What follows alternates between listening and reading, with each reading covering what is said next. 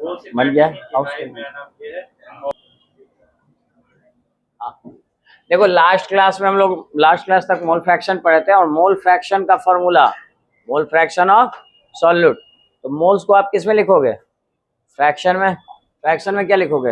Access, ऐसे लिखोगे ना। मोल फ्रैक्शन ऑफ एक्स किसको डिनोट कर रहा है? Mole fraction. और जिसको लिखते हैं उसको ऊपर लिखिएगा मोल फ्रैक्शन ऑफ सॉल्यूट और divided by mole fraction of solute plus solvent. कमी ये तरीका होता है लिखने का। आया बात समझ में?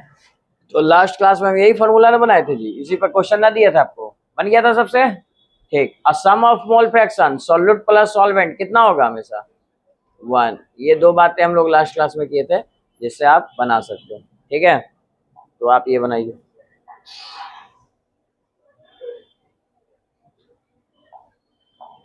हाँ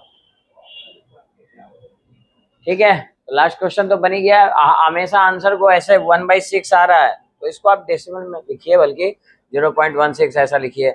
और या फिर आंसर जितना भी आ रहा था 11.11 दूसरा आंसर आया मोलरिटी, वो बिल्कुल सही है। तो आप लोग बना लिए हो, बाकी लोग बना लीजिएगा, जिनको दिक्कत हो पूछ लेना, लेकिन बनाइएगा। तो मोल फ्रैक्शन का ये लास्ट फॉर्मूला पढ़े थे, मोलालिटी है ना, मोलारिटी और मोल फ्रैक्शन। ये तीनों टर्म बार बार आएंगे, बार बार जरूरत पड़ेगा इस चैप्टर में। ठीक है, तो इसी पे बेस्ड देखो लैंग्वेज प्रॉब्लम है थोड़ा, इसको लैंग्वेज का रीड करो। क्या निकालना है? मोल फ्रैक्शन ऑफ सॉल्यूट, यानी तुम्हें निकालना क्या है?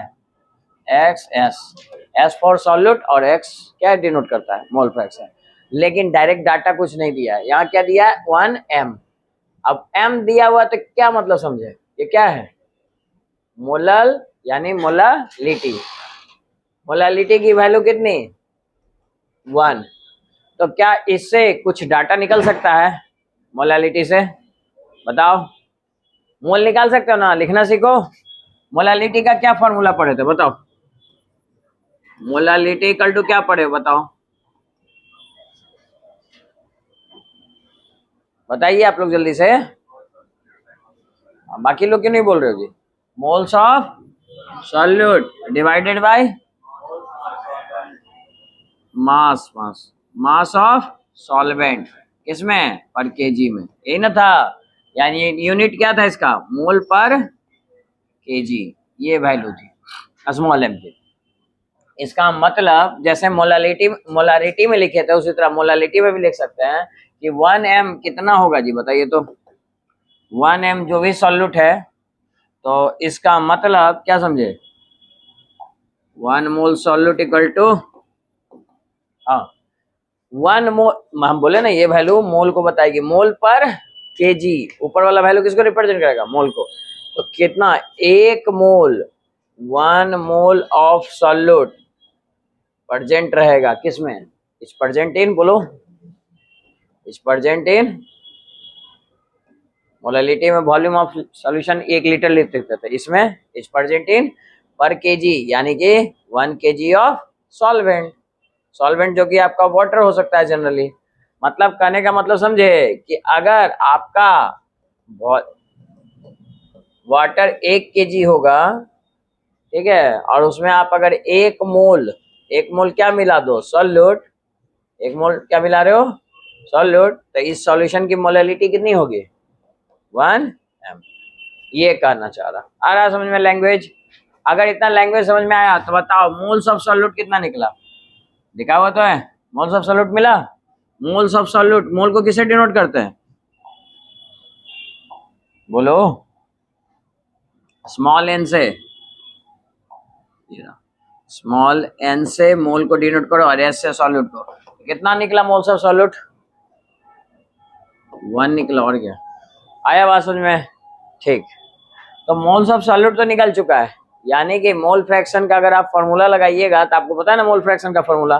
देखिए यहाँ लिखा हुआ है, moles of solute divided bye moles of solute plus moles of solvent. बोलो कोई दिक्कत? ये वैल्यू हमको पता चल चुका है, कितना है वैल्यू? 1। तो यही बता रहा हूँ कि ये जितना रहता है उतना ही मोल होता है हमेशा। मोलारिटी में भी यही किए थे। अब बताइए सॉल्वेंट मेरा क्या है? वाटर, ठीक है। तो मुझे 1 केजी वाटर दिया गया है, तो क्या 1 केजी को क्या लिख सकते हो? और क्या लिख सकते हो 1000 ग्राम लिख सकते हो, तो ग्राम ही यूज करते हैं। 1000 ग्राम ऑफ वाटर।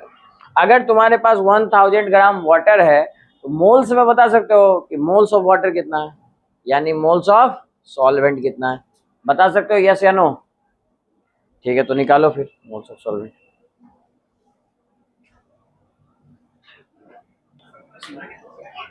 देखिए आप लोग पढ़े हो मोल्स इक्वल टू क्या होता है, given mass by molar mass. अब एक बात बताओ, given mass by molar mass, लेकिन किसकी बात कर रहे हैं, सॉल्वेंट की। तो सॉल्वेंट का मास आपको नहीं दिया हुआ है जी, कितना है 1000, तो यहाँ पे 1000 पुट कर दीजिए और क्या। और मोलर मास कितना है, वाटर का मोलर मास निकालने आता है, कितना आ जाएगा 18। अब बताइए कितना आ गया आंसर मेरा, ये आंसर नहीं, मोल्स ऑफ सॉल्वेंट कितना आ गया, इसको डिवाइड कीजिएगा 55.5। ये मैंने मोल निकाला किसका, वाटर का। H2O है, सॉल्वेंट है। अब आइए आपको पूछा क्या, आपको सॉल्यूट का मोल पता है, आपको सॉल्वेंट का मोल पता है, क्या मोल फ्रैक्शन नहीं निकल जाएगा? क्या है तरीका मोल फ्रैक्शन निकालने का, NS by NS plus N सोल। बोलो ये क्वेश्चन कोई दिक्कत? NS का वैल्यू कितना, यहाँ रहा 1, 1 प्लस 1 बाई 55.5, कितना आ जाएगा मोल फ्रैक्शन 1/56.5। इसको डिवाइड कर लीजिएगा, फाइनल आंसर कितना आएगा, बोलो कितना आ रहा आंसर, बोल नहीं रहा है, 0.017। चेक कीजिए सबका यही आ रहा है, आ रहा है ये, कौन सा ऑप्शन, सी ना, तो option see the right answer, ये है आपका आंसर। यहाँ पे ऑप्शन आ गया आपका सी, लिख लीजिए। कितने लोग का ये आया, ईमानदारी से बताओ। ठीक, तो ये क्वेश्चन समझ में आया, कुछ नहीं था आपको। देखिए आपको डायरेक्ट नहीं बताया है कि मोल सॉल्यूट का मोल कितना और सॉल्वेंट का मोल कितना है, लेकिन आपको मोलालिटी दे दिया है। मोलालिटी से तुम बता सकते हो जो वैल्यू है वो क्या होगा, मोल्स ऑफ, वो वैल्यू क्या होगा, मोल्स ऑफ सॉल्यूट, सब मोल मिल गया। और वाटर कितना होगा हमेशा 1000 पर केजी ऑफ सॉल्वेंट, यानी 1000। अब वाटर का तुमको पता ही है मोलर मास, तो इन दोनों को डिवाइड कर दोगे तो मोल नहीं निकल जाएगा। अब बाकी वैल्यू पुट कर दो, सॉल्वेंट का मोल पता है, सॉल्यूट का पता है, निकाल लीजिए। तो कभी कभी क्वेश्चन को टफ करना रहता है तो क्या करता है, डाटा डायरेक्ट ना देके इनडायरेक्टली किसी टर्म में देता है, जिसको पढ़ के आप समझिए कि कैसे निकालते हैं।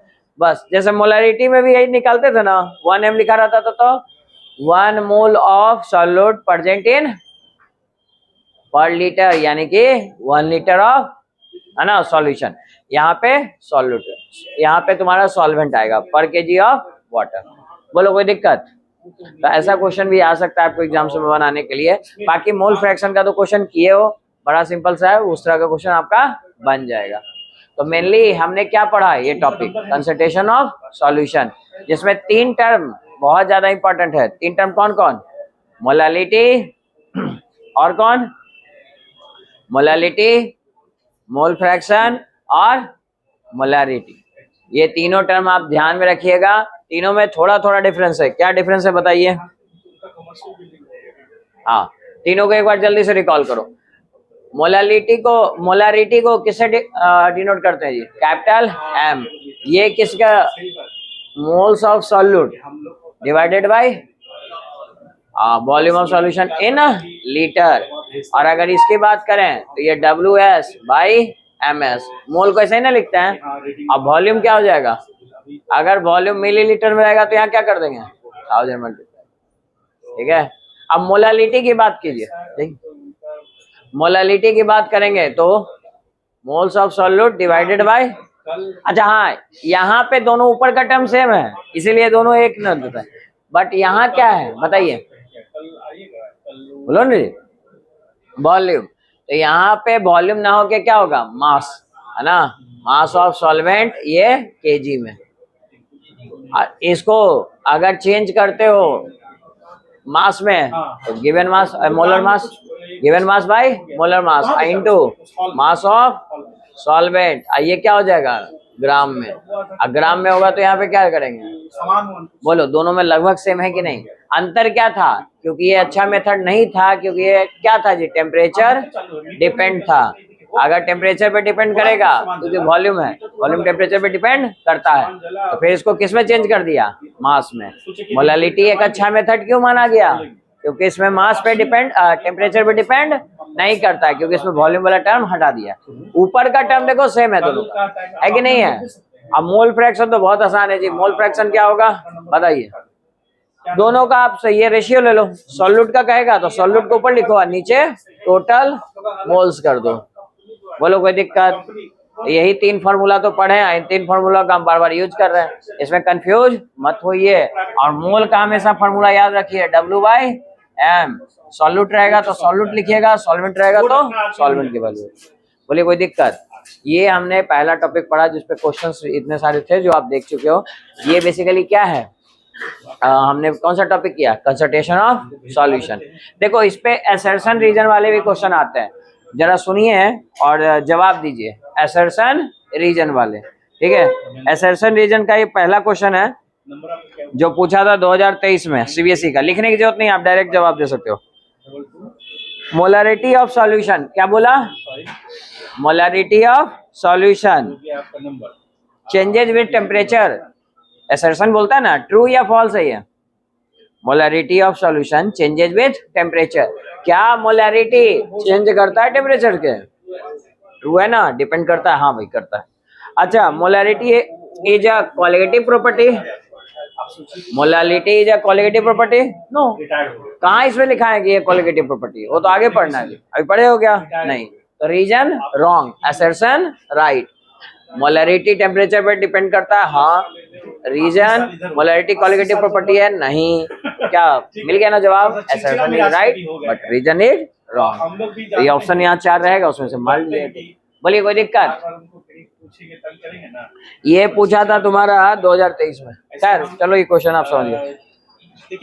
नहीं ये आपका उसका बैंक है, क्वेश्चन बैंक और सीबीएसई बोर्ड का है, सीबीएसई बोर्ड देना है ना एग्जाम आप लोगों को, बहुत बच्चे का सीबीएसई बोर्ड है, कुछ बिहार बोर्ड है, ठीक है।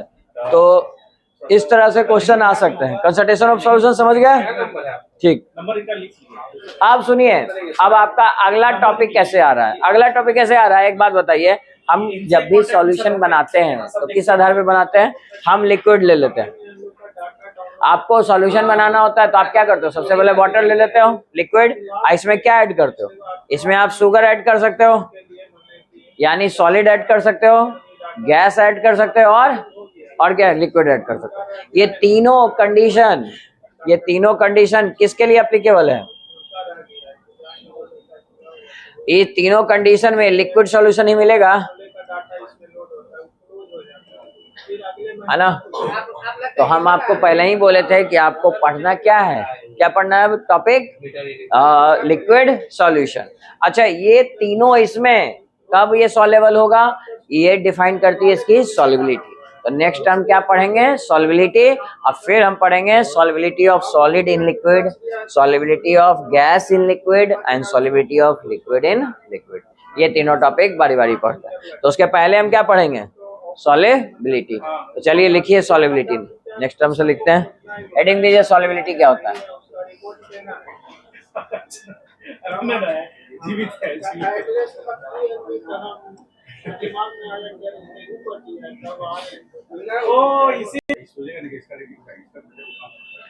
देखिए सिंपल सी बात है, हमने बोला कि मैक्सिमम अमाउंट ऑफ सॉल्यूट, जितना ज्यादा से ज्यादा मात्रा में अगर सॉल्यूट 100 ग्राम वाटर में ऐड हो सकता है, वही क्या कहलाएगी उस सब्सटेंस की, सॉल्युबिलिटी, ठीक है।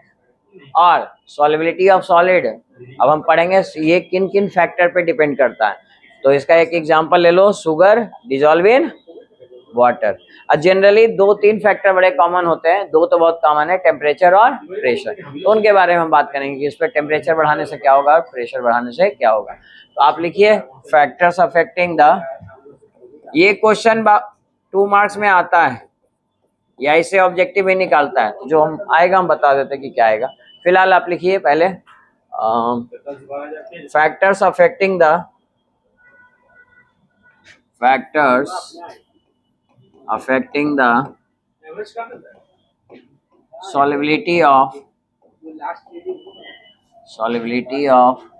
Solid in liquid. ये किन किन फैक्टर्स पे डिपेंड करेंगे, ठीक है। तो मेनली 3 टाइप से जरूर डिपेंड करता है। एक तो नेचर, भाई उसका नेचर क्या है सॉलिड का, ठीक है। तो नेचर और टेम्परेचर एंड देन प्रेशर। पहला लिखो nature of solute, nature of solute and solvent, solute and solvent दोनों का नेचर कैसा है, nature of solute and solvent. अगर दोनों सेम नेचर के हैं तो सॉल्युबिलिटी होगी, अगर दोनों अपोजिट नेचर के तो सॉल्युबिलिटी नहीं होगी, जिसको कि केमिस्ट्री की भाषा में like dissolve like, like dissolve like. Same चीज इसमें डिजॉल्व होगी सेम चीज में, मतलब जिसका नेचर सेम। अच्छा वाटर पोलर है कि नॉन पोलर है? पोलर नेचर का है। वाटर कैसा है? Polar nature. तो उसके अंदर कंपाउंड भी कैसे सॉल्युबल होंगे? जो पोलर नेचर के होंगे। जैसे लिखिए, इसमें चाहो तो ये नोट करके लिख लो, polar compound, polar compound soluble in water, compound soluble in water. Chartered commerce वाले में देखने बहुत लोग होता है। जैसे सॉल्ट, सॉल्ट का फॉर्मूला क्या होता है? NaCl, ठीक है।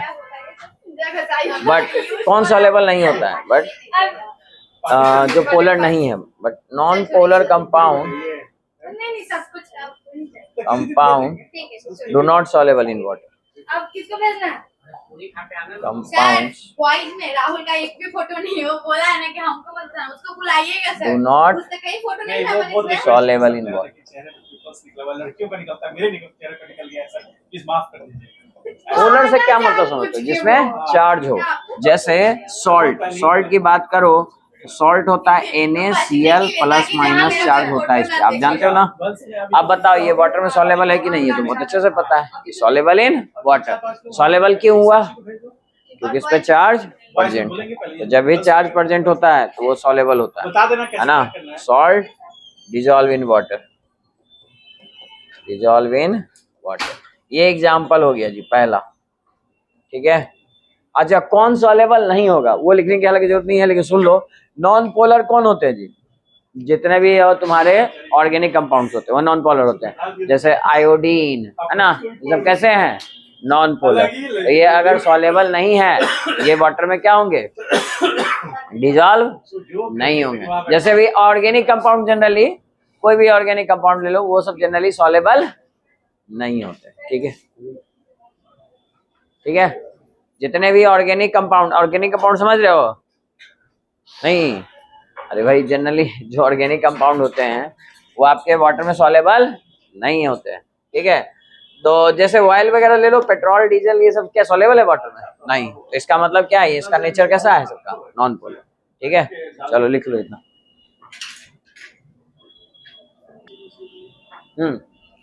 क्या लिखिएगा? इसके अलावा भी जो पोलर नहीं है वो भी सॉल्युबल है। उसका रीजन क्या है? क्या है रीजन? Due to formation of hydrogen bond. तो लिख लो कुछ ऑप्शन। शुगर, शुगर हो गया, ग्लूकोज, ये सब क्या है? वाटर में सॉल्युबल है। अमोनिया, अमोनिया क्या है? NH3।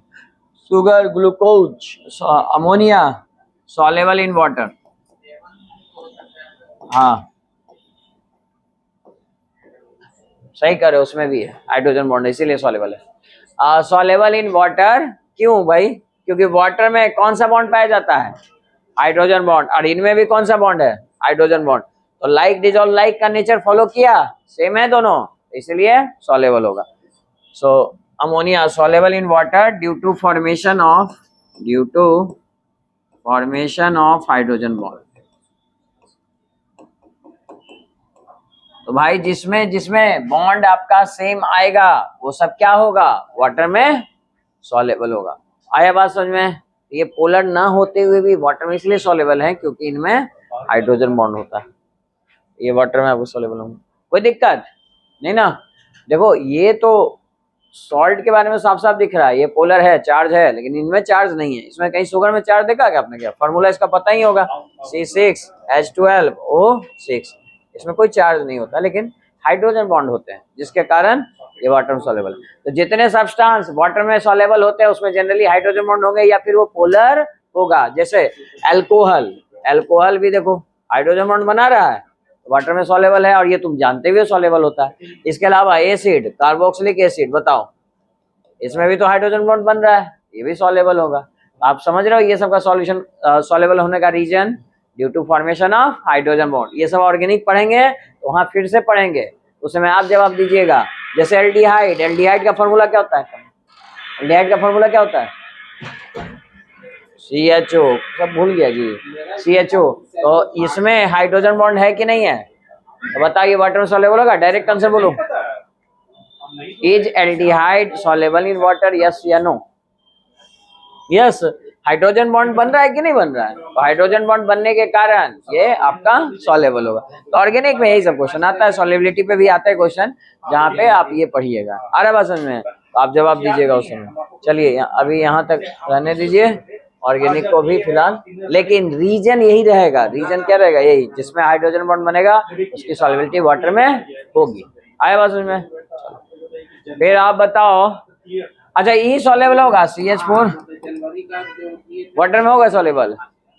नहीं होगा। ये क्यों होगा भाई? इसमें हाइड्रोजन बॉन्ड है क्या? नहीं, तो ये सब सॉल्युबल नहीं होते। जानते हो गैस, मीथेन गैस नहीं सॉल्युबल होता वाटर में। ठीक है, चलो फिर आगे बात करते हैं। यहाँ तक कोई दिक्कत? तो पहला हो गया नेचर, और दूसरा क्या होगा? टेम्परेचर। तो लिखो सेकंड टेम्परेचर। बताओ टेम्परेचर पे क्या लगता है, ये सॉल्युबिलिटी बढ़ेगी या घटेगी? अगर आप टेम्परेचर बढ़ा रहे हो तो सॉलिड की सॉल्युबिलिटी लिक्विड में इंक्रीज और डिक्रीज? इंक्रीज। कहाँ देखो ऐसा? कोई एग्जांपल बताओ लाइफ में जहाँ आपने देखा है इस तरह का। हाँ बोलो। चाशनी, बिल्कुल सही जवाब है। आप पानी के अंदर शुगर मिक्स कर रहे हो, ठीक है, एक टाइम आएगा जब पानी ठंडा है तो आप शुगर मिक्स करते जाओ, तो एक टाइम बाद वो मिक्स होना बंद हो जाएगा। जब तक मिक्स हो रहा है तब तो हम उसे क्या, कैसा सॉल्यूशन कहते हैं? अनसेचुरेटेड। भाई अनसेचुरेटेड सॉल्यूशन है, अभी मिक्स होता जाएगा, लेकिन एक टाइम बाद या थोड़े टाइम बाद ये मिक्स होना, पानी इसमें बंद हो जाएगा। तो फिर हम क्या करते हैं इसको? तो आपने देखा होगा स्वीट मेकर को, ये इसको हीट करता है, नहीं वाटर को हीट करता रहता है और फिर शुगर ऐड करता रहता है। यानी कि टेम्परेचर बढ़ाने से इसके बीच में स्पेस बढ़ जाता है, जिसके कारण शुगर और ज्यादा डिजोल्व होता है। तो फिर बताइए सॉल्युबिलिटी ऑफ सॉलिड, टेम्परेचर बढ़ाने से सॉल्युबिलिटी ऑफ सॉलिड बढ़ा या घटा? सॉल्युबिलिटी ऑफ सॉलिड जो शुगर है तुम्हारा वो इंक्रीज हुआ। तो वही तो मैं पूछ रहा था कि कहीं कोई एग्जांपल बताओ जो आपने लाइफ रिलेटेड देखा है। चाशनी इसी तरह से बनता है, जहाँ पे टेम्परेचर हीट एनर्जी दी जाती है और उसके कारण वाटर में शुगर मोर ऐड होता है ना, तो ज्यादा ऐड हो सकता है, तो उसी को हम क्या कहेंगे? Solubility of solid increases with increase in temperature. बोलो कोई दिक्कत नहीं ना? आप इस दूसरे बात को भी लिखो यहाँ पे। Solubility of sugar, solubility of sugar increases with increase in temperature, increases with increase in temperature। Father के नाम पे जमा होता है, लड़का का नाम है अविनाश कुमार, फादर का नाम है सरोज सिन्हा, वहाँ दिक्कत हो जाता है। इसलिए करें कि कोई भी कॉपी भी लेना तो पैसा लीजिए तो उतना लिख दीजिए, तो रिसिप्ट मिलना चाहिए। हाँ, तो लास्ट टर्म इंपॉर्टेंट है कि pressure does not effect the solubility of solid because solid are incompressible in nature. Solid and liquid both आपके कैसे हैं? इनकम्प्रेसिबल है या नॉन कंप्रेसिबल है। फिर कंप्रेसिबल कौन था? केवल और गैस, जैसे कंप्रेस नेचुरल गैस, है ना। इसी पे देखो, एक तो मैंने बताया बोर्ड एग्जाम में क्वेश्चन आया 22 में, और एक आपका आइए कंपटीशन में भी इस पे क्वेश्चन एक बार पूछा है, देखिए।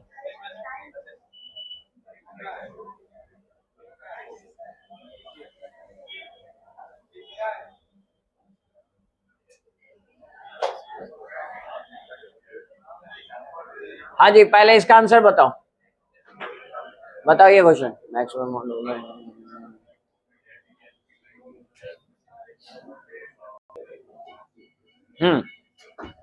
तो देखिए प्रेशर पे ये डिपेंड नहीं करेगा। जब सॉलिड को किस में मिक्स कर रहे हैं, लिक्विड में, तो ये प्रेशर पे डिपेंड नहीं करता। इस तरह का ऑब्जेक्टिव भी आ सकता है। बाकी आपके एग्जाम में 2 मार्क्स में लिखने भी आ सकता है, बिहार बोर्ड में, सीबीएसई बोर्ड में, कि what are the factors affecting the क्या solubility of solid in liquid. Solid है, solid as a sugar, liquid में सॉल्युबल है, ठीक है, लेकिन किन किन फैक्टर्स पे डिपेंड करेगा?